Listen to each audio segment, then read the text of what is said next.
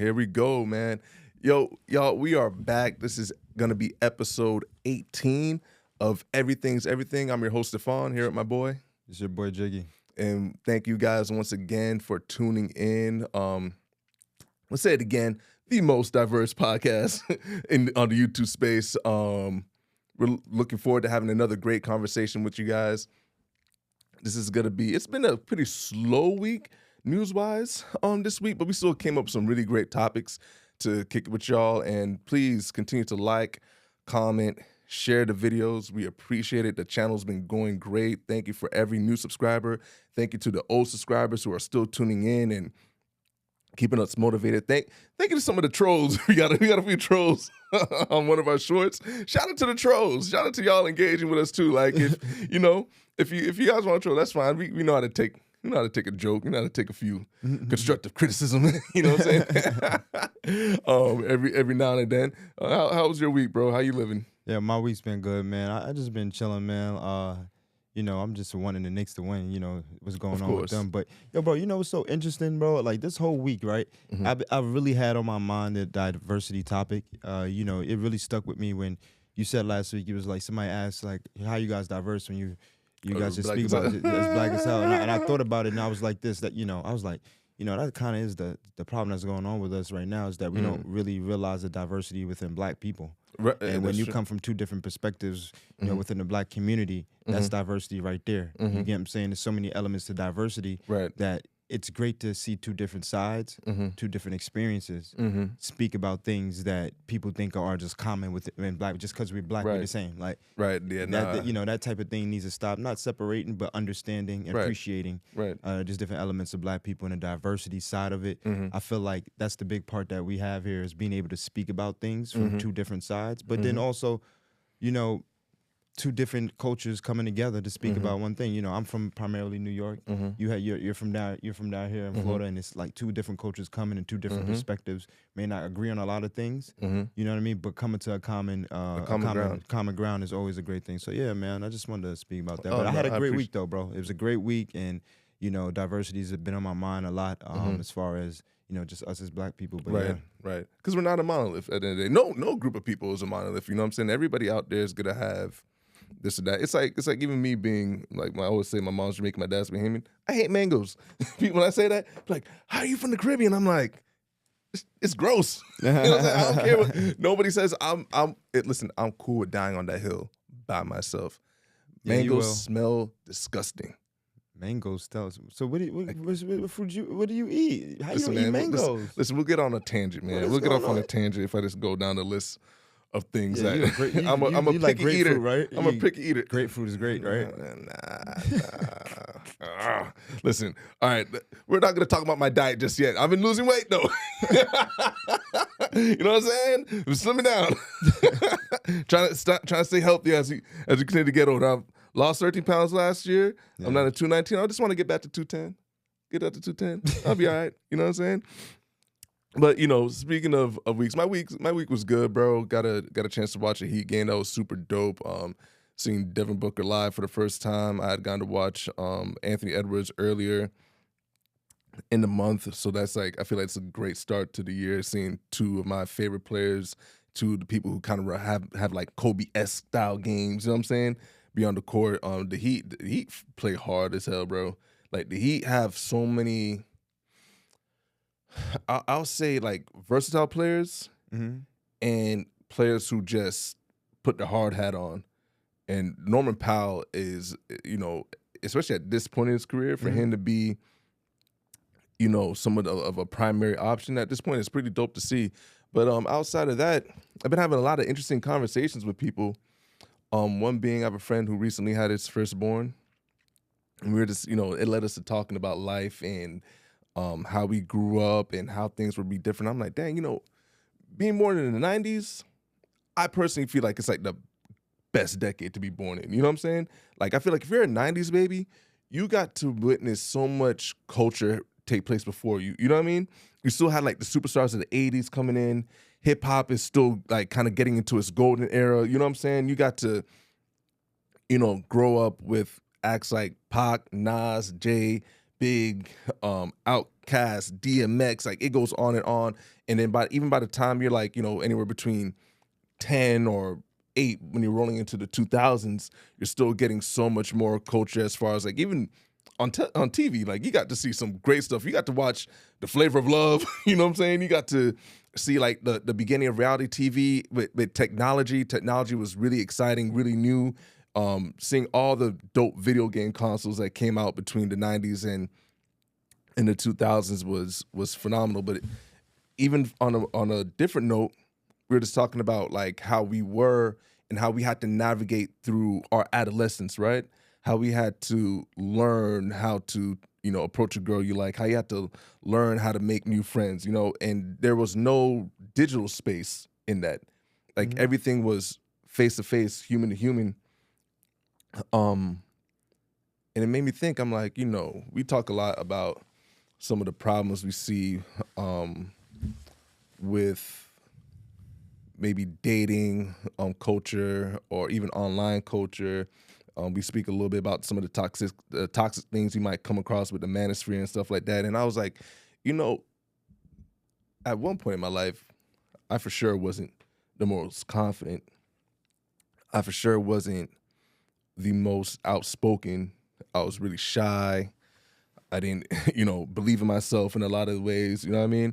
And I'm like, what if that kid had to grow up in, instead of being born in the 90s, I'm born in 08 or I'm born in 2010, and then you're growing up with the internet and seeing all these different influences on a young, susceptible mind. Like, it made me think like I could totally be a different person today. Maybe not because I'm rebellious, but I didn't have that X factor, like social media wasn't what it was now nearly back then. Like, you had like online chats if you even had a computer at that point. Like computers weren't just like household things, you know what I'm saying? Like if you had a computer, your parents probably had money.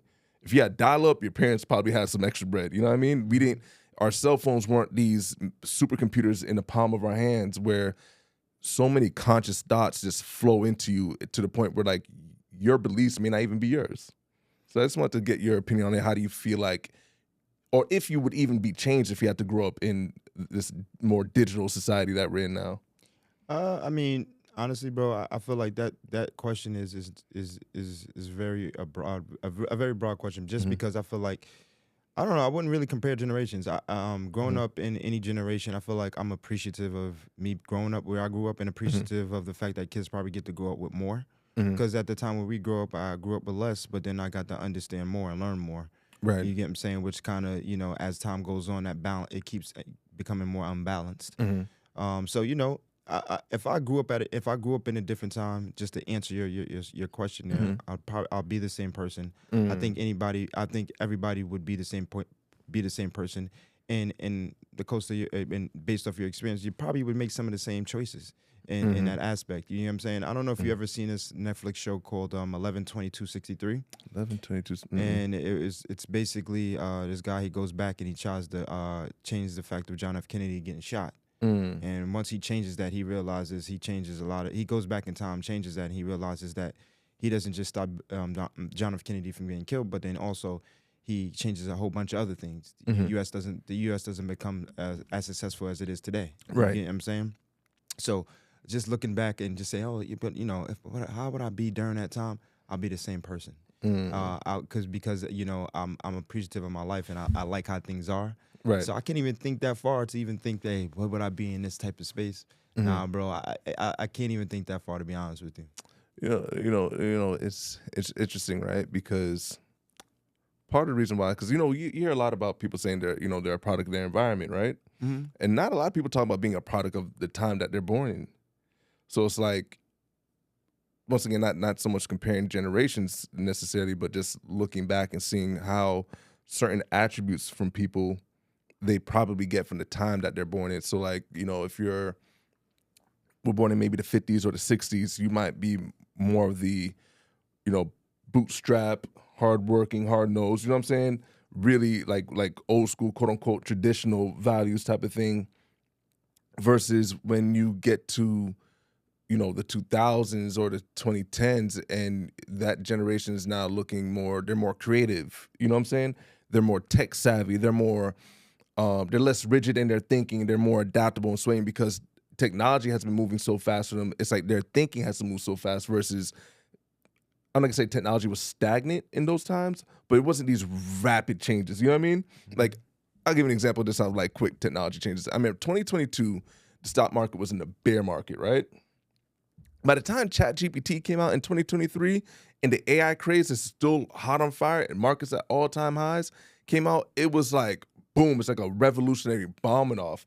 Suddenly we're getting comparisons to the AI bubble being like the .com bubble in the 2000s, which that in itself was a crazy time period because for you to make money as a company, if you want to go public, all you had to do was have a website. It didn't matter if your company was making money, losing money. If you had a www.eiepodcast.com in the 2000s and you had some click traffic, it was like, oh, your stock's valued at $300. You know what I'm saying? And then that bubble popped. A lot of people realized that these companies ain't really doing so well. But there was a few that came out of that was really good. And one of them was actually Amazon. So like Amazon was one of the .com companies that turned out to be a conglomerate. I think it's safe to say that Amazon became. But what I was saying, but technology, as time goes on, technology, you can allow technology to dictate who you are, or you cannot allow technology to dictate who you are. Going through different times and different periods, based on what I'm hearing from you, it's like technology changes, and it's going to dictate most of the people at that time. And maybe most of the time, people are dictated by the technologies that are around them, but some people are not. Right, and some of the same characteristics can flow over through generations. Oh yeah, for sure. And I feel like that's the basis that I will go off of. You get what I'm saying? Because I feel like this world is great at creating what you may want to think is your core, and you're not really understanding what is your core. From even understanding what you should eat with your body. You get what I'm saying? It's so many different elements that that's why we're here. To figure out what our base is, and then to go from there. Right. Any generation I'm in, I'm gonna just figure out the basis of who I am and go from there. Not let the things around dictate who I am. You get what I'm saying? Right. No, definitely not. But like I said, that's the tricky thing. Not to necessarily like, technology is one example. You know what I mean? But in a weird way, technology might be the thing that you see affecting people most. Actually, I have a little bit of a quote, kind of, because this is also what kind of sparked this thought, and this is from a psychologist on CNBC. And then too, over time, who you are as a person may not change either, but the classification will change. That's true. You get what I'm saying? There's just a classification, because philosophers before are now considered conspiracy theorists. So you know what I mean? Well, I guess it depends. I'm gonna get to about right here. And put it. Ever since I don't know why someone would decide to try to help people with happiness in the current world, and what I mean by that is, I think of 100 years ago, and I wonder if you went out in the fields for 10 hours after getting up early and put in a day where the dignity of work and physical labor and the endorphins go. You come home and it's warm and there's some hot food on the stove and you get a good night's sleep. Is that possible anymore with in the modern world? Because we don't have any problem. We're not worried about, most of us hopefully aren't worried about staying warm. We're not worried about sustenance and things like that, and yet we're miserable. Yeah. Well, you bring up a really good point, which is that the great-granddad Kernan didn't come home and say to his wife, honey, I had a panic attack behind the mule today. That's the reason was because effectively his brain was working the way it was supposed to work. And we actually have to take a lesson from people in the past. Now, I don't want to go back in time, but the truth of the matter is that we need to live in all sorts of ways where we're concentrating on our work and love. And that's one of the reasons that you find that the habits of the happiest people are their faith or philosophical life, their family life, their friendships, their deep friendships. I mean, real friends, not deal friends, and certainly not virtual friends. And then the work that you're needed for. And so that's the things that we need to be focusing on today. Yeah, I just want to use that as a quick example in this topic, just to say, like, as much as technology has simplified things, it's also complicated a lot of things. You know what I mean? And I think every human, like you said, no matter like when you're born, you're gonna have to navigate like your surroundings. You know what I mean? Whether that be your actual environment in which you live, whether that be the technology that's at your fingertips, or whether that be even the financial situation that you're born with. But it was funny, like imagine this, bro. Imagine somebody 70 years old telling me I don't know what it feels like to be in 1943, 53, whatever the case is, and me trying to get me to understand his past, and me wanting me to compare that with mine now or whatever the future. Bro, it doesn't make sense, bro. Like, you can't, like, a lot of people said presidents where they give you a situation from a place that you can't go to. You can't visit and you can't understand, so that you can understand what you got. So you can appreciate maybe their theory or their thought process. Bro, we can't go down that lane, bro. I don't know if it's evident today where we have a lot of young people who are not caring about what you think they should be doing or their moral compass. Stop bringing like people like that love the, back, you think when you were coming home having a hot day, like all that stuff needs to go out the window when it comes to today's situations and problems, because it doesn't match up. Don't give me because I was talking to my sister about this earlier this weekend. We had talked about just the past, where you try to do things in accordance with your now, and you want to do things with your now, but a lot of things that hold you back is you still being caught up on the past. You know what I'm saying? Or still reliving in things in the past, but also you could be forgetting that the past had brought you to the future and where you are now. You get what I'm saying? And that thought process right there is just like, damn, the only thing about the past is just mental at a point. And getting past that mental part of it allows you to get, grow to different theories or thought processes. You get what I'm saying? But not specifically what you were talking about, but specifically like people like that go, want to compare, oh, you don't know what it's like to have this, because this would be this way. And, you guys have this now, and the technology now is, is much different. We didn't have that back then. You can't compare. Yeah, but you get what I'm saying? It's like, it's not a situation you can compare a past to, or give somebody an understanding of your past, because at that point they weren't able. At this point nowadays, kids can't run around all day like they used to. You get what I'm saying? So it's different elements to different stories, and it's hard for me to take the past and try to like understand it. Well, I'll say this, right? I'm a history enthusiast, right? Right. Study a lot of history. The past, the present, and the future aren't meant to be compared. They should be understood, right? You should understood how this point led to this point, that led to that point, right? So it's not about comparing, right? I'm a person that also likes to learn. So I like to learn from past situations, and I also even like to learn from quote-unquote future situations, or just like even people who are younger than me, who I might look and be like, dang, you know what? I didn't know this was happening.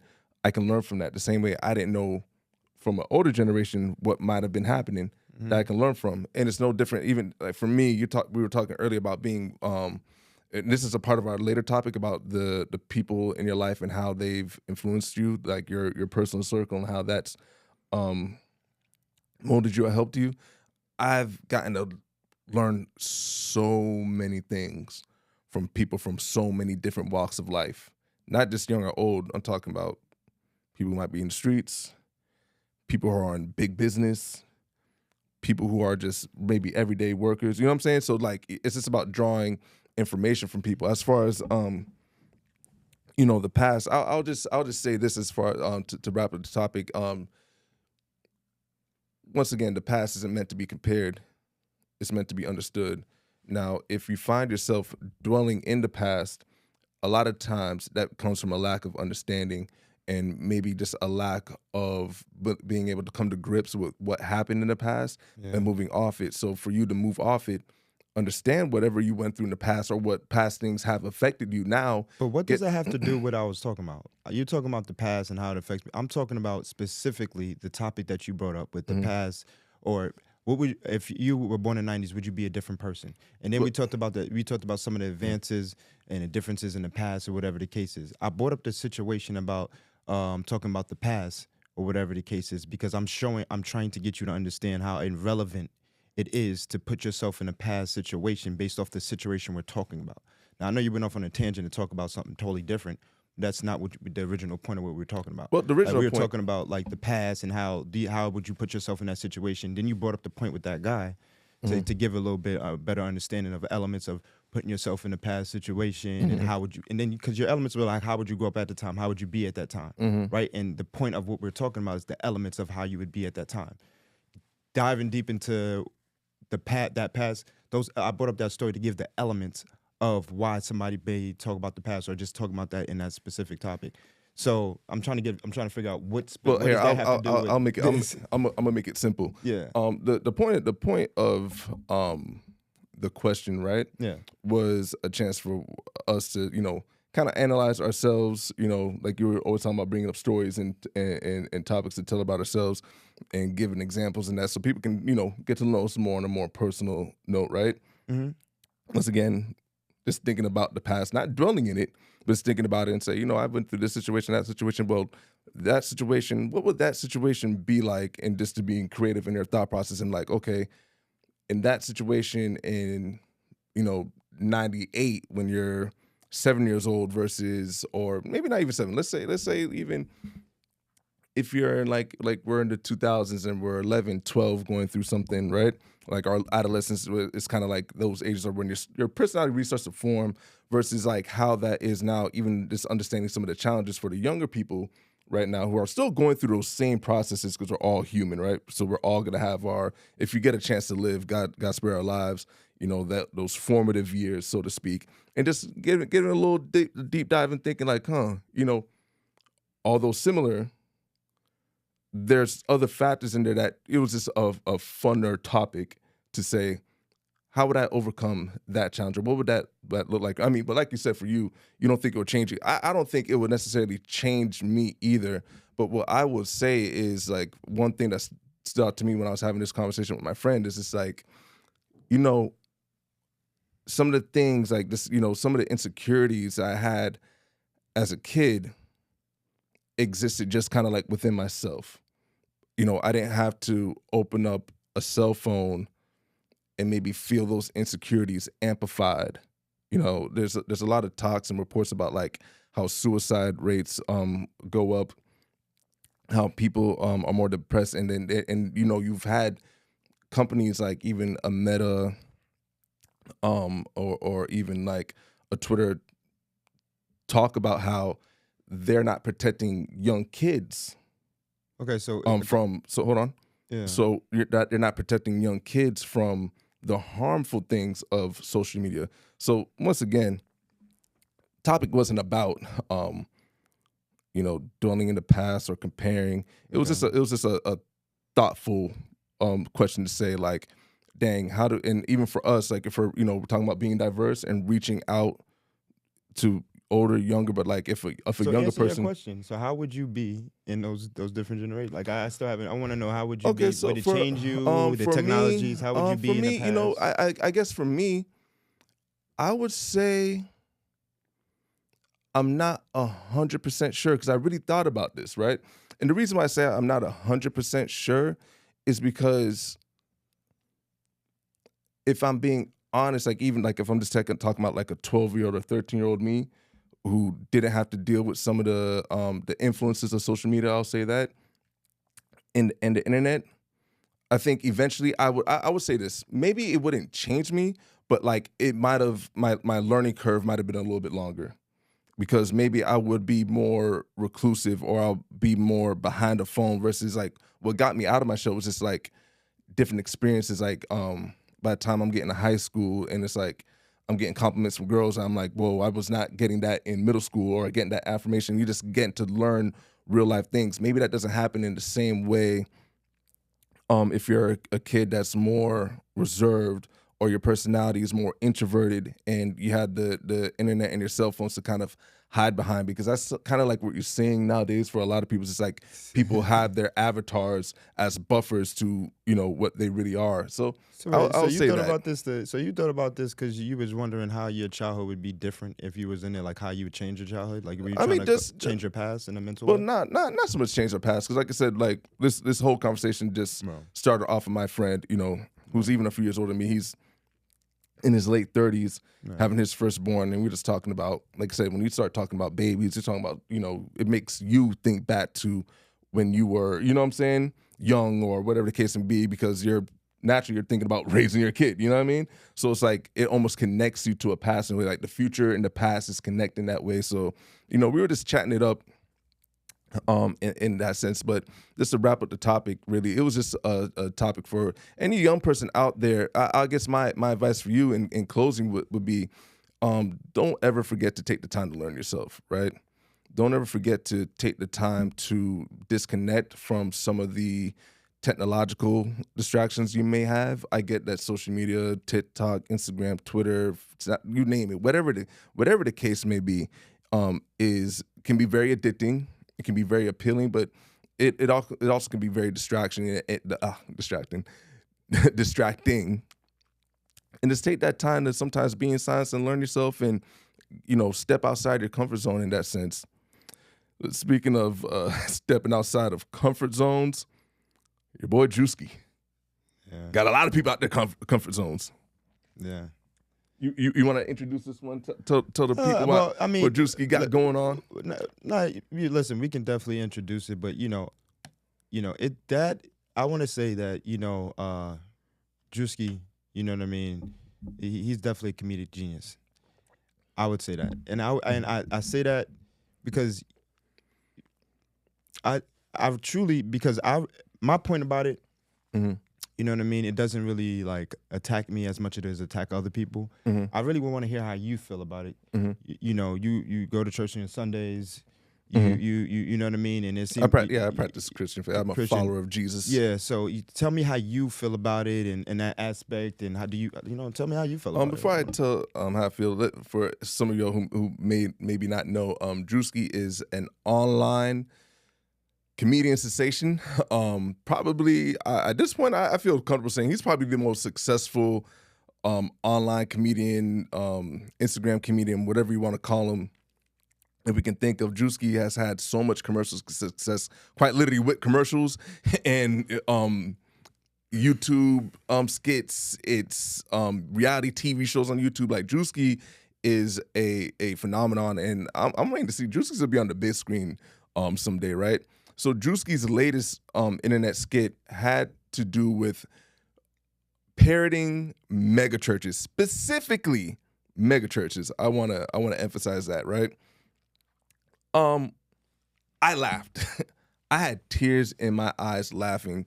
But at the same time, the part of the reason why you laugh at any joke is because there's always some underlayer of truth, right? And what Druski did was really highlight the state of megachurches, and in a strange way, it almost trickles down to the faith as a whole, right?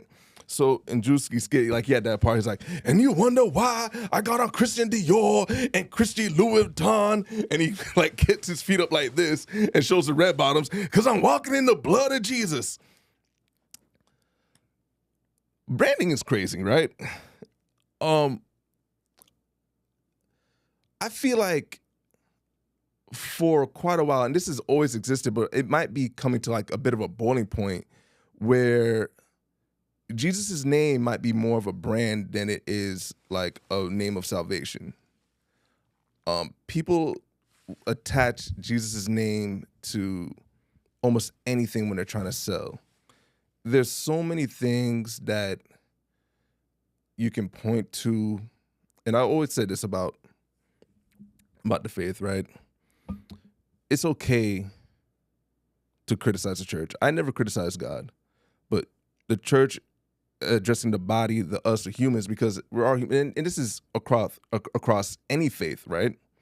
Is that the thing that it all has in common is a human element. And in Druski's skit, it highlighted everything from the bombastic nature of the megachurch.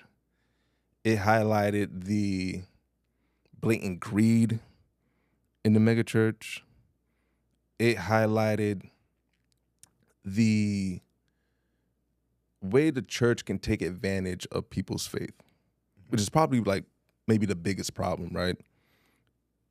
Is that faith is such a powerful thing.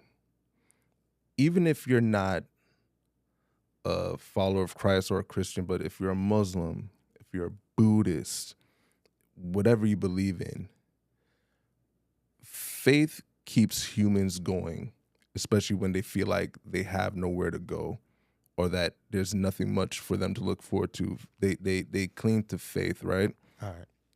Hold on. And probably one of the biggest problems right now that we've had so many viral moments within the last even 6 months, whether it be the pastor saying, lock the doors, albeit we laughed, but it was a serious problem. To say lock the doors and everybody give this, or there was another pastor, this is probably like a year or two ago, that got busted for running scams and schemes, and the skit was funny because these are things that need to be addressed more, and we can laugh at them, but let's also take a moment to seriously address these issues in mega churches and not have this become a standard the way it has been for a few years now, maybe even longer. Yeah, I mean, yeah, bro. First of all, let's just add some more fun back into the Druski situation because, like you said, it was hilarious. The situation was hilarious. Listen, bro, you think it's just mega churches that's manipulating the culture? Because you said emphasis on mega churches.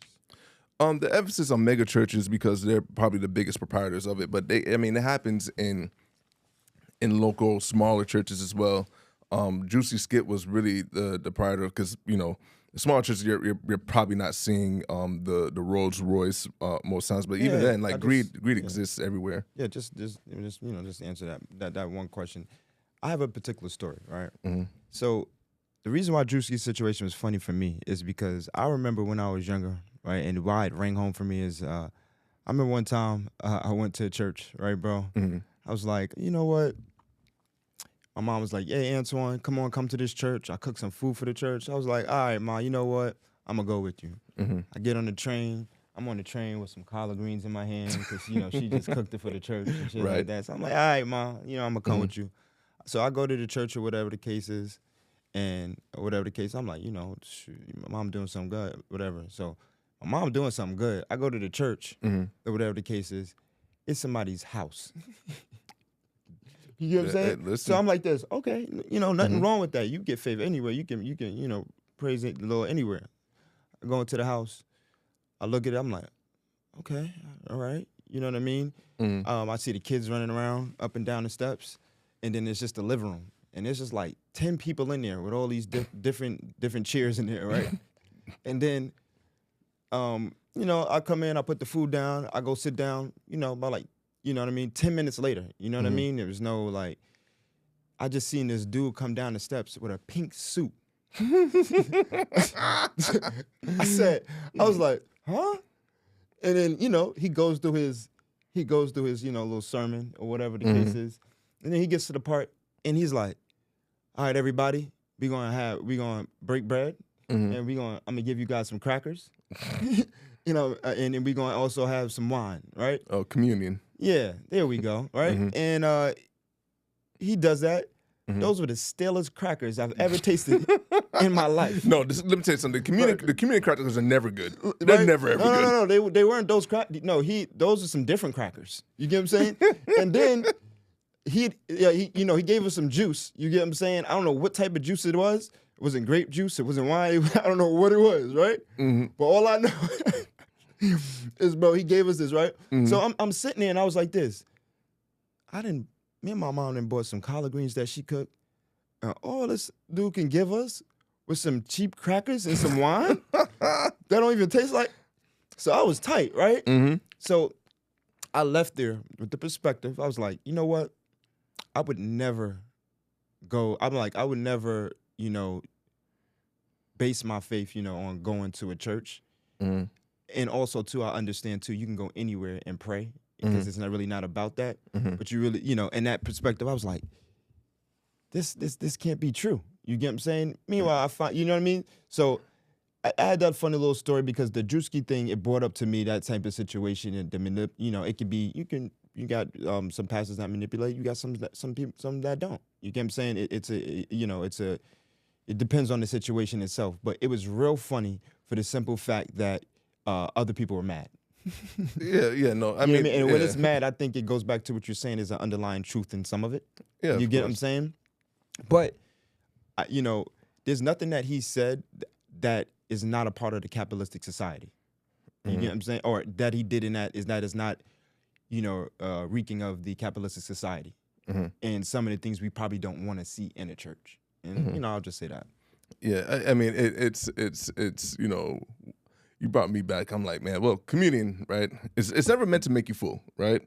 It's you break the body usually being represented by crackers. Some people use crumbs of bread. Don't explain communion. Just say your own thing. Don't explain communion by story. Just play yours. Just say yours. Hear me out. I'm saying, explain this for the audience. This is a podcast. Some people out there may not know, you know. So I'll tell y'all this, right? With communion, small piece of bread, usually like a little. I can't even call it a shot. It's like a sip. If there was a sip, it's like this big, right? Here's the thing about communion.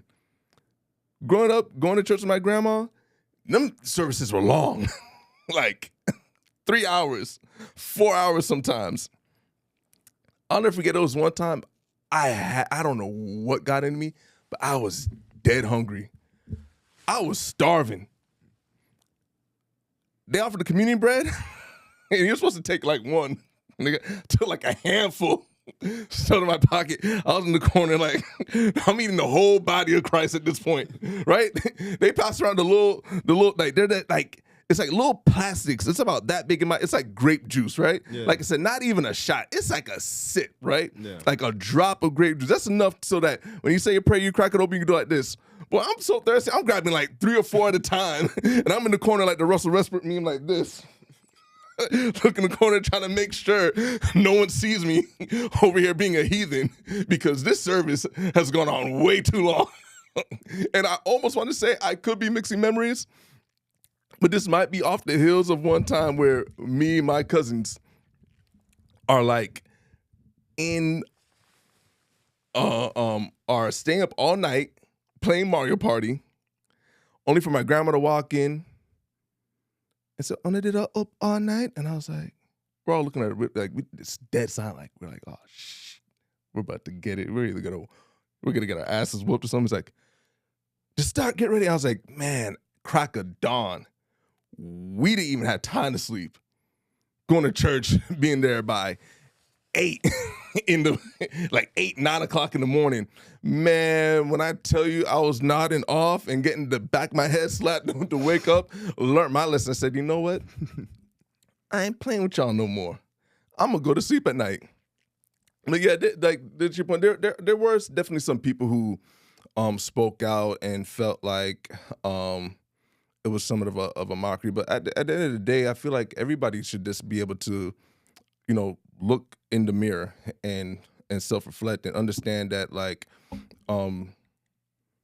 if it didn't exist, he wouldn't have come. Like, bro, it was to the point, like, I had this conversation with my cousins over Thanksgiving. I was like, if my pastor's a social media influencer, that ain't my pastor. I'm probably not gonna be at that church. I've never really, even for me as myself as a believer, really believed in mega churches because like I said, it is capitalism, and there's a reason why, if you read your Bible, like why Jesus went to church and flipped over the table when they were selling and turning the church into a capitalistic thing. So there's always things for us to be better at. You know, once again, you know, we're human. So when you're dealing with like very human things like religion, like faith, there's always going to be those X factors because we're sinful by nature. There's always going to be those factors of us having to get back on track, or maybe even being strayed away a little bit. But having a comedian like Druski being able to do this in such a comedic way was absolutely hilarious. I mean, the minute the video came out, I seen it on Twitter first, and that's like, before I can blink, I go to Instagram, I'm like, damn, 1 million likes already? This boy got another one. This is a Druski classic. I put this up there with the Alabama one where he was going Roll Tide, and me and Roll Tide Eddie. It's up there with that one. I think honestly he got a similar backlash when he did the whiteface with the NASCAR thing. Yeah. That, like, you know, so that's what comedy has been. It's always been a way for us to laugh at some of the harsher truths that we face and to observe and look at, and maybe after we're done laughing, go back and say, you know what, there's some things we probably should fix, right? Yeah. But in the meantime, laughter heals a lot. No. In other news, right, we were talking earlier about our lives and different times points, bro. Let me ask you, like, for you as a person, do you feel, how do you feel like your network of people are for you? Like, you don't have to name names specifically, but just how do you feel that your network of people either inspire you or motivate you, or has anybody that's significant in your life given you something that you say, man, if it wasn't for this person being a stepping stone here or being like a shoulder to lean on here, I may or may not be where I'm at today or who I am today, anything to that nature? I mean, you know, of course, that's a great question. I mean, of course, you go into it by, you know, stating your parents. You know, your parents are your first, you know, line of network. Of course, you know, I got my older brother, got my younger sister, great lines of network. Very family-oriented dude. Right. Definitely have a lot of friends. As far as my network has got me to different places, got me to do different things. Very appreciative of it. You know, I think too, you know, network, it works both ways, right? You know, a lot of people want things from their network, but they're not willing to give a lot of things to their network. And, you know, it has to flow it usually has to flow both ways, so that people can actually feel a general, you know, respect for that type of situation. But as far as networking, it's brought me a lot of opportunities. If I was to sit here and go off on like how many opportunities that were brought up for me by some of the great people that were in my life, I'll be here forever, because there's a lot of great people that's in my life, and that's a lot of reasons why, you know, I'm very peaceful and happy. But I don't know, what it means to me is a lot. But you know, I don't know, the people specifically, you know who you are. I don't have to state it, but that's the basis of that. What about you, bro? It definitely starts with my family. I think coming from the family that I come from, my grandma being Inez Grant, the legacy she built with a restaurant has opened up countless doors, like countless doors. And it gave me a real sense of community from a very early age, seeing how much people, because food has a way of bringing people together. And if you got good food and you got good vibes, especially in the restaurant business, you have a really good chance at being successful. So even in that, it's like I have people in my life that saw me running around the restaurant in Miami as a toddler, you know what I'm saying? Into a grown man now, and like having conversations with them about adult things and helping me navigate to how to get to the next steps in my life. Like this specific topic was actually brought up by, or actually inspired by, I should say, by the homie Richard, because who's that? He's an older dude. It was like one of my, I guess, quote unquote OGs, where he's a college professor, a businessman, but he also does high school teaching as well. He's one of the people who I like having a lot of like stock conversations with a lot too, because he's a seasoned investor, and, you know, teaching me about things like looking at a company's 10K, you know what I mean? Like that's an even more detailed thing than the earnings reports, you know. He brought up like never be afraid to step into new rooms. Like you always want to be in a room where you can learn something, you know what I'm saying? Or you want to look for those rooms where you're not the smartest person in the room, you know what I mean? So I gravitate to things like that because I look at things as a curve, and I feel like I learned this through basketball. Like basketball, I have so much people in my life, whether I have coaches who've passed away, like Barry Mostel, God bless his soul. Opened up a lot of doors, got to meet a lot of people through. I have coaches like David Cooper, who's become like family now, you know what I mean? Who's shown me like, I had been to Canada because my dad was an athlete in Canada, but like going to Canada for the first time through him, you know what I'm saying? And the doors that he's opened for me through there and seeing a whole nother country and culture and stuff like that has been absolutely eye-opening. Barry Mostel, who passed away, got me my first look at it, like my first summer pro-am and being able to play for in a summer league that was sponsored by And One, and the jerseys were dope, and you got to meet NBA trainers, former NBA players and stuff like that. Helped open my mind to so many things, right? And it made me think like, man, I want this podcast to be somewhat of a room for people too. You know what I mean? Where if I can bring experiences from all these different places and put it on a platform and allow people to get a stepping stone through that, would be like powerful to me. So, you know, just for anybody out there, you know, never be afraid to just like, and this is going into even like the seeking knowledge thing, you know what I mean?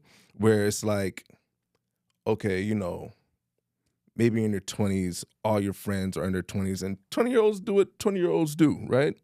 But look to see like what the person in their 30s might be going through, or their 40s might be going through, because you'll be able to take from some of those situations and be like, dang, well, you know, like I wish, like if there were certain things I can do, I was like, man, at 20, I did wish I knew that. You know what I mean? At 20, I could have got this for that, especially when the stock market, like the stock market, when you're looking at support and resistance and price packs, you'd be like, man, you mean to tell me in 2008 while I'm in math class, Netflix was $12? And you look at Netflix, I'm like, hey, listen here, man. If somebody had just pulled me to the side and said, young man, listen, go get you about 5 stocks to get you about $64 worth of Netflix today. Oh my God! I know that's everybody's wish. I know. You know what I'm saying? Like there's things like that. So you know, you get to learn the curve, because even in basketball, like, that's kind of like a thing you learn in basketball too, is that you try to learn certain drills or certain moves or have a certain IQ at an earlier age, so that you're over the curve. So you might be a 8-year-old, but you're playing at a middle school level. You know what I'm saying? Things like that, and you can apply that to anything in life, and it's never too late. Like, yeah, you can talk about like the Netflix example, but you can also just talk about, dang, you know, if I learned this at 30, dang, by the time I'm 50, I'm really gonna be set. You know, hopefully you make it that far, and I feel like it's so necessary. Not just powerful, but it's necessary to have a good network of people. And I feel like I've been blessed to have such a cheat code with a family business that brings so many deep people from so many different walks of life into my life, and getting a chance to speak to those people and learn and observe and apply for what I can to my life as it fits, or make some of the things. Not everything's gonna fit everybody, but you know, use your discretion. That's true. I agree. You know what I mean? But man, even outside of that, well, let's go into, because you know, we were speaking about the juicy topic, and then one of the things I wanted to draw away from that topic is that what's deep rooted in that comedic expression is the capitalistic thought process, right? Or just capitalism itself, right? And you know, from that specific thing, you know, I got the question arose, and you know, a lot of people have problems with capitalism, right? No, but then a lot of people love the what they get from capitalism, but then again, they still hate capitalism itself. Right. So I can make a lot of money from capitalism, but I don't want to pay a lot for my phone bill. You get what I'm saying? And it all works in one. You get what I'm saying? What I mean by that is that the same way that you may be making money, where you're not usually the best, but you're the best at the business part of it, right? It's the same way that phone company is the best at doing the same thing. So you're like, oh, why am I paying so much for this phone company? You're paying so much for that phone company is because that's how the business works. You're not different. You're not special. It's nothing. It's part of capitalism, where you're just part of it. You're not big. You know what I mean? And I wanted to speak specific about it because it's like, if it's not capitalism, then what do we do? Let me ask you a question. Have you ever heard of a guy named Karl Marx? Karl Marx. The name sounds familiar, but I can't say I'm all the way familiar. You'll probably have to give me some background onto who he is. So, I'm not gonna go too specific into who Karl Marx was, right? But he was. I'm gonna speak about certain beliefs, right? Because in college I read his book, right? And at the time he had predicted everything we're going through right now. Okay. Right, and that's with capitalism, right? It basically, he was stating it's like compounding value, right? Where basically you have the human, right, which is has value, and then in a situation you have a machine, right? And in that situation, the machine and the human are creating another set of value that's compounding, which is basically money. You know what I mean? What we have today, and there's no point that the person and the also machine can never become as valuable as the compounding value that they're creating. Of course. And that's basically the system we're living in. Right? And that's why human force is always undermined. Exactly. Got you. You get what I'm saying? And at a point, he wanted things to be a little bit different. You get what I'm saying? He wanted things to be a little bit different in society where it's more based off of how good you are. You get what I'm saying? At something. So not even how good you are, but your production. You're right. Less about how, like, for instance, we live in people have to be real. Like, we live in a day and age, right, where it don't matter how good you are at anything. We don't have, and I'm gonna be honest with you. You think we have the best football players? We don't. You think we have the best basketball players? We don't. We have the best players for the business that is NFL and NBA. You get what I'm saying? And those are the best players for it. Now, those dudes are good. Let's not get that, mistaken. But we have to realize we live in a society where we may think a certain way. You get what I'm saying? I mean, we may be like, oh, we want this. You get what I'm saying? But what are you opposed to that, right? And that's why I brought up the guy Karl Marx, right? Because he knew that we would eventually get to a point. And as time goes on, I said, boy, I'm sorry about that. As time goes on, we're going to get to a point where, of course, AI is going to become more fluid, right? And we're going to lose more. We're going to lose more sociability as humans, right? And capitalism is going to be at its peak effect. And there's no way we're going to ever, as people, be able to match the value that is created by capitalism. Tell me how you feel about capitalism and your thought process on it. So it's very interesting because shout out to my little cousin Khalil. Proud of you, boy. Keep killing there on Wall Street, right? He sent me this article about 2 or 3 weeks ago, so I'm just gonna read a few quick clips from it, right?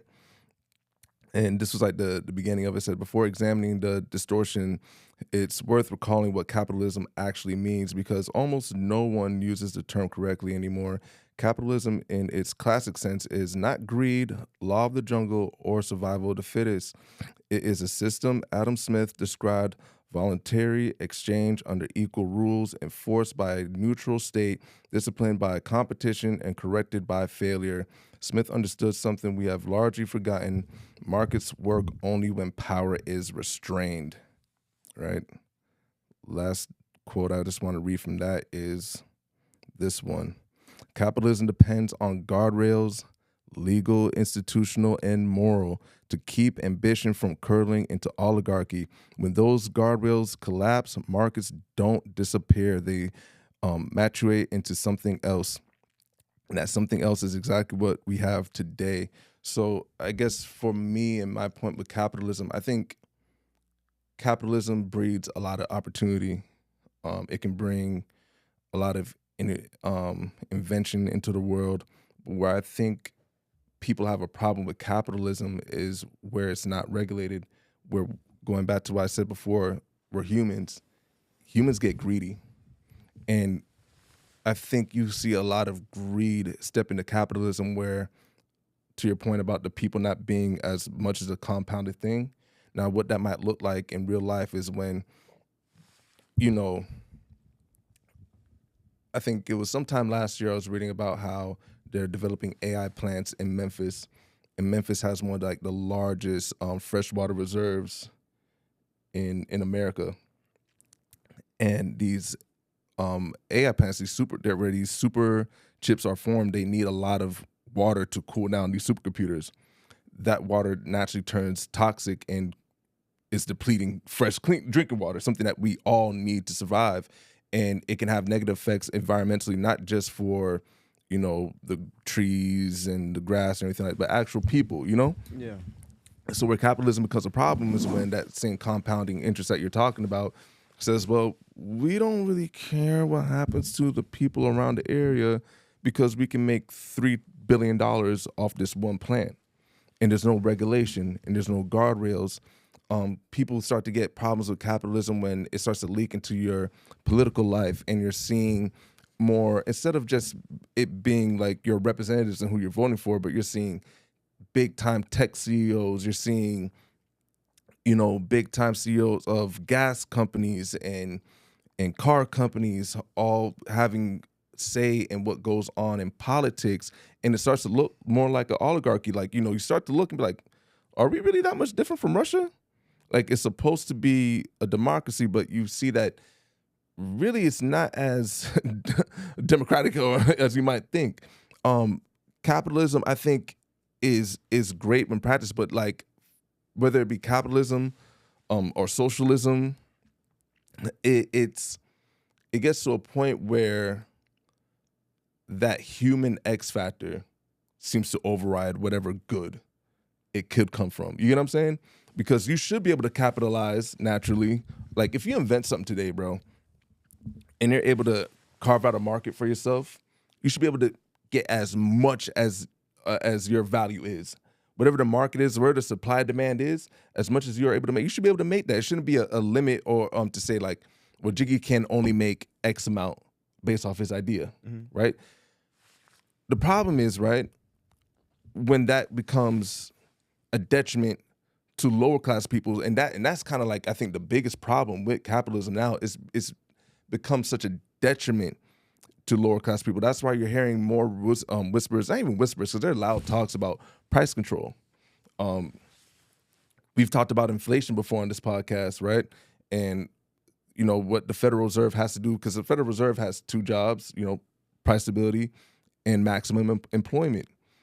But what happens when prices get so high, get so out of control, and we're looking at it like, well, the Fed can't actually control the price itself. It can only try to restrict the money that's flowing into the market through the rates in which we borrow in, right? That's what rate hikes and rate cuts are. So it's a very tricky thing. I don't think, like I said, reading that example and what it is in theory, just like how you made up a great point a few weeks ago about DEI, like DEI in theory is not what it is being practiced as in real life.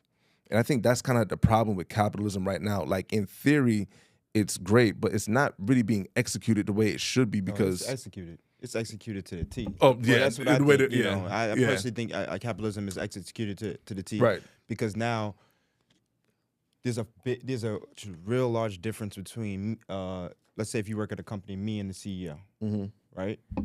And so, you know what I'm saying? And capitalism is at its effect. You know what I'm saying? You can have a record company, you have the artist, you have the artist's music, and you have the record company. Right. Right?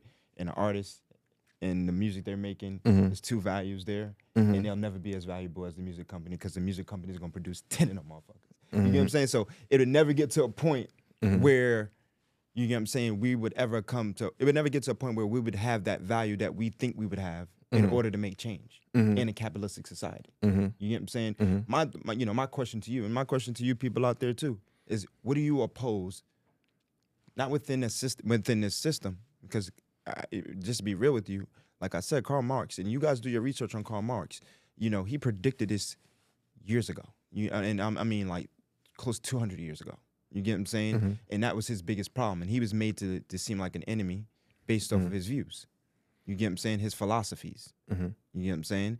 And that's why, I don't know, earlier I said a lot of people who have probably philosophies today that make more sense in, the well-being of humans, I consider kind of, conspiracy theorists in certain aspects and certain thought processes that they may have. You get what I'm saying? Right. Am I saying it's something good or something bad? No. I'm challenging thought. I'm Right. challenging the thought process and, just looking at different things. You get what I'm saying? We all go through things in our daily life. Like, listen, I go to the store right now.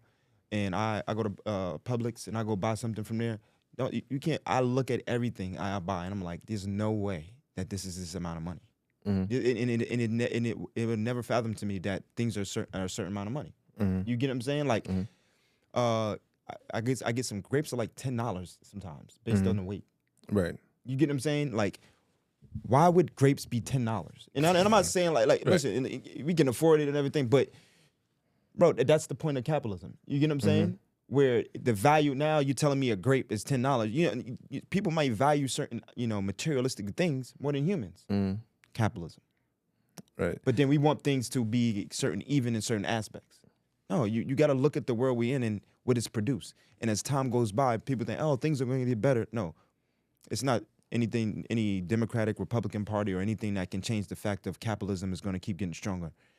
And things may change under it unless people realize where we're going, what other systems, and how we can have a voice within a system to benefit us. Yeah, no, I agree. I mean, I think in a perfect world, you have like a capitalistic society with like socialist beliefs, if that makes sense. Right.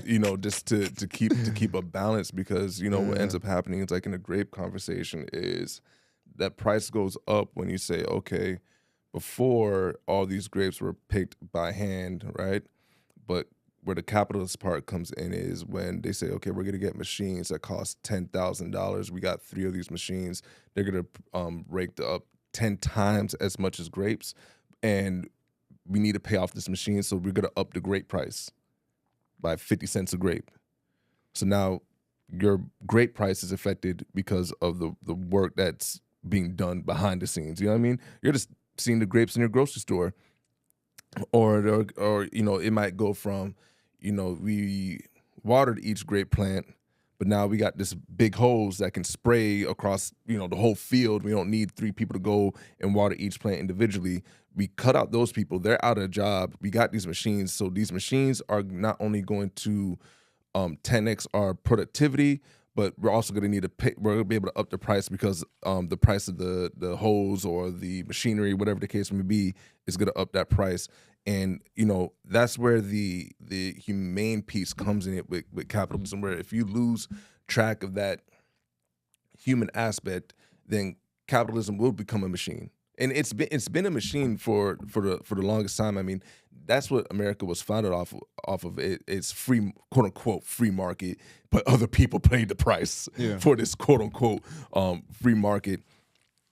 And like I said about having a voice, where the voice comes in is like how we everyday people choose to spend our dollars. You know what I mean?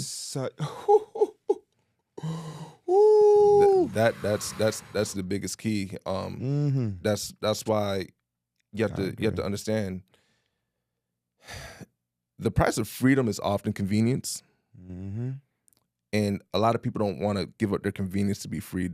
They'll rather stay stuck in a system or in a certain place if it feels convenient to them, because change is uncomfortable and it's really inconvenient. So as far as it being stuck in a capitalistic society, it can change, it can mutate, just like in that article. I'll get the name of the article. If you guys out there are interested in what I just read, and like you said, Karl Marx. Where'd I get Karl Thomas from? I don't know. It's so many Karls, bro. Karl Anthony Towns, Karl Marx. It's too many. Y'all name your kids something different, man. Dang. Yeah, flashbacks of Karl Thomas. I'm telling you, bro. What is going on, bro? Like my mind is preset. I know you had moments like that, bro. You wish you never met her. Oh my God. You know what? I'm glad we did. Turn me to turn me to a monster. Future. You get what I'm saying? Like, oh man. Nah, I'm playing y'all. Y'all know I ain't a monster for real. I'm not even a little baby demon. I'm not even the devil. Oh man, hey. I don't think they're gonna believe you after you said it like that. Yeah, it's called The Corruption of Capitalism. OPEN .substack substack.com. Y'all check that out. I almost said Karl Thomas again. Karl Thomas. And you guys, check out Karl Marx, Marxism, and Marxism. and just check out some of his views and just you could pull up a YouTube video, a quick, get a better understanding of his views, and in his views of capitalism, and you'll get a better understanding that this is already predicted, and we just need to do a better job at understanding the value. And I think to what you said, and like I had a conversation earlier this week, and bro, the controller's in $1, and at this point they've made a dollar, physical. But in a way, it's not really real, right? But we just have to put more into where we spend our money, because that's the basis of where things change. That's a fact. fact. Get what I'm saying? Because right now they dictate where we spend our money. We don't dictate where we don't. It's not the other way around. They dictate where we're gonna spend our money. If we want change, we want the things to be a little in our favor. Get tight on them, hold it back. Yeah. Hey, but speaking of checking out, Monday, we're going to check out the U versus Indiana. I got a chance to check out a lot of great football over this weekend. Wild card weekend. Great games. Jacksonville versus Buffalo. Chicago versus Green Bay. I'm still trying to figure out how Chicago fans got metal cheese graters through security and was grating cheese while the Bears walked the Packers down and ended up winning. I think it was at like 31-27. And these dudes in Chicago's in there grating cheese like it's an Italian restaurant. And like no one ever said stop. They just grating cheese all over the pasta, grating cheese all over the Caesar salad. Ain't no one tell them stop. Caleb Williams, listen, man, you're a perplexing dude. I don't know how you had, like, you throw 50% in the regular season and y'all have 7 comeback victories. Can't make it up. Josh Allen, I think your lady just won a Golden Globe. I didn't watch. I think Sinners did win some awards. I don't know if she gets a trophy in that as well. But then you won that playoff game, buddy. It's no Lamar Jackson. It's no Patrick Mahomes. There's no Joe Burrow standing in your way. Josh Allen, to come out the AFC, handle your business, dog. You got to make it to the Super Bowl. You a league MVP. Trevor Lawrence, love the grills. You still deserve those grills, bro. Wear them during the offseason. Come train down in South Florida. And if you want, I don't know if you want to just make a trade request to come to the Dolphins. If you want to cause a stir, we got a new GM, man. Yo, every week, bro, you've been advocating. Listen, you got to advocate. Listen. They better start paying your ass. Listen, if you want to come to South Florida, we got a little bit more often than Jacksonville's nice too. Shout out to Duval. Duval. Listen, Dolphins pay him and Knicks pay me. You know what I mean? That's all. You know what I mean? Listen, because we be talking about them. I'll cheer for y'all for free if you win a Super Bowl. Yeah. I'm not even. Listen, we'll take the Knicks money. The Knicks got a whole lot of money. We're taking the Dolphins money. What are you talking about? We need that New York money. We need that New York. In New York. I want that concrete jungle money. You know what I'm saying? I want the money that gave us Illmatic. You know what? You're absolutely right, because even if we win or lose, we making money. I can't say the same about the Dolphins. That's my point. I keep trying to tell you.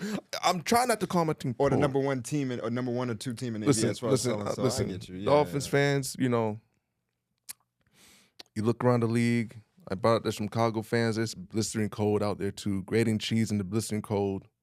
You know what I mean? Pat, Dolphins fans, let's get up and get out there. Go listen to Outcast. Get up and get out. Go to them Dolphins games next year. Let's prove to the NFL. Yeah, people talking about people in South Florida don't watch sports. We're just distracted. It's a lot of traffic. It's a lot to do in South Florida. The games be early, be at 1 o'clock. Some people just getting out of church. Maybe not Druski's church. But they just getting out of church. They didn't even eat the Sunday dinner yet. So they just going home, watching the Dolphins game. We get a lot of heat for not having packed seats. But it was some great football being played. I mean, the Super Bowl's going to be here soon. It's so funny, bro, to hear you talk about football, bro. I ain't never seen you play football or look at football. You was a basketball dude. Yeah. And I still, bro, I was just at the Heat trying game. to be Derrick Rose. I was just at the Heat game. That's crazy. Listen, love D-Rose. I didn't even know. Listen, I didn't even know he liked football this much. Oh man, so don't let him fool y'all. Oh my gosh, he became this great football knowledgeable because he know everything now. I ain't know. He ain't never tell me this. No, there was definitely a time. Listen, when Kobe was playing, it was definitely more Kobe. Oh, when Kobe. Yeah, he's a true Kobe fan. I get When Kobe retired, it's not all gonna lie, over. I still watch basketball. Like I said, I got to listen. I'm gonna give y'all a quick recap. Stuff is funny. This month, I saw 2 games live. I saw the Heat versus the Timberwolves. Phenomenal. DiVincenzo is so underrated, bro. Let me tell you something about DiVincenzo, y'all. This is the end of the podcast, so some of y'all might be tuning out because this is sports now. We're not talking about the deep stuff, right? But DiVincenzo, a lot of people, when they get a dribble handoff action, they kind of jog into it. They kind of, and they look cute with it because they want to come off and hit him with the jab. DiVincenzo be getting the dribble handoff actions like full sprint, stopping on a dime. Niggas shook. Like, oh, I thought he was going to drive. No, pull up 3. Yak 'em. You know what I'm saying? I mean, Anthony Edwards is like, his movement is so snake-like. Like, he just weaves in and out of angles. Like, I've never really seen a player like that before. Maybe a little bit like Dwayne Wade, but I don't think Dwayne Wade had that because Ant-Man is smooth, he's explosive, but he's also under control. And when you think you have him cut off on one angle, it's like a snake. Just kind of, y'all ever, well, we're talking about age. Young people out there, go Google snake. Go Google snake on a Nokia. And not move like a snake, just snake. Yeah, don't not move like a snake. Well, physically, but not mentally. Don't mentally move like a snake. All right, but like had that little wiggle, and Google snake on them Nokias. Them Nokias got us through a lot of bored times when we were with our moms growing up. You had to know if your mom had a Nokia in the '90s and you can play Snake. Hey, high level IQ right there. But that's kind of like Ant-Man's game. Then seeing Devin Booker. Devin Booker got the best pound dribble in the NBA. You stop him there, but he got and he get back on 2 feet. You don't know if he's gonna cross back between the legs, get to the bucket. You don't know if he's gonna pound dribble, pull up right into the mini. You know if he's gonna pound dribble side. So I'm like, almost everything he does, that counter, if it's straight line drive, you cut me off, pound dribble, stop on a dime, and I'm gonna get into my bag work. Absolutely phenomenal. I'm as a sports fan, I am fed. I'm getting fat over here. I'm putting on weight as a sports fan. Yeah. But no, it's NFL football playoff season, wild card weekend, man. But basketball had to take a little bit of a back seat. But I got to see the games live. You're right. So that was it. It was just hype. It was just a lot of hype, man. So if you was to bet one person right now, or not one person, one team that's gonna win, or the team that's gonna win the Super Bowl, who you got? Damn. Who you got? Tough. Hey, remember you know this. what? All right, you know what? Who you got? I'm not gonna bring up the Eagles in respect to Levon. Levon, prayers to you, my brother. And the Eagles, I'm sorry for your loss. San Fran is like the Cinderella right now because they even lost one of their best players, get well soon, George Kittle, to an Achilles injury like in the first quarter. Could not believe it. This team has been battered and bruised all year long. Somehow went to Philly, and beat the Eagles. And I also got a little clip. I'm gonna show y'all a clip that just had me dying because these young Philly fans are absolutely hilarious, bro. Like the funniest people. I don't know what's up with y'all in like the Northeast, like the Philly, New York, Boston people. Y'all got quick-witted. You know what I'm saying? Like that's a culture down there. Y'all gotta know how to like come with it. This was my Christmas present, and I got it lost. No, you probably would have rather had Cole, huh? Yeah, probably. I'm feeling two of two things. A, I want A.J. Brown packing his bags, and I want him somewhere else that is not here. I love you, A.J., but, like, you can't make those drops in that game. And I also want Kevin Patullo flipping burgers at, like, the local McDonald's or something. I don't care. Why do you say that?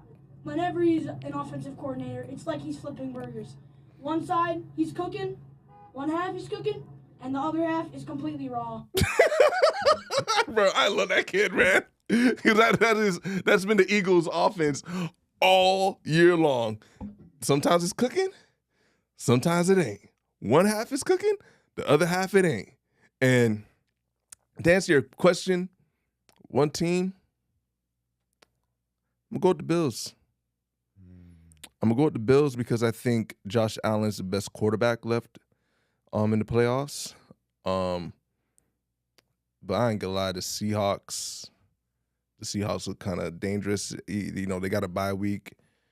The Broncos, can't sleep on them. But if I had to feel like I'm gonna just put my money on one team, I'm gonna go Josh Allen. At the end of the day, if you can't make up your mind, bet on the quarterback. Best quarterback left. Josh Allen's a beast. Can't lie. But listen, y'all, we thank y'all for being here with us. Thank y'all for tuning in. We hope this episode was fun, enjoyable, thought-provoking. Let us know how y'all feel. Let us know how, like, you know, we read the comments. We ain't get to the point yet where we got like 1,000 comments and we can't see some of y'all's replies. And even when we get to that point, we gonna handwrite. No, I'm not gonna lie, we ain't gonna handwrite, but we gonna get to y'all. We want to be, you know, we want to hear from you guys. We want to get your opinions and your takes on things. And like I said, we're trying to make this room extend past these cameras. We're trying to, you know, invite each other into each other's worlds. And, you know, this is everything's everything. Please like, comment, subscribe, and we'll catch you on the next one.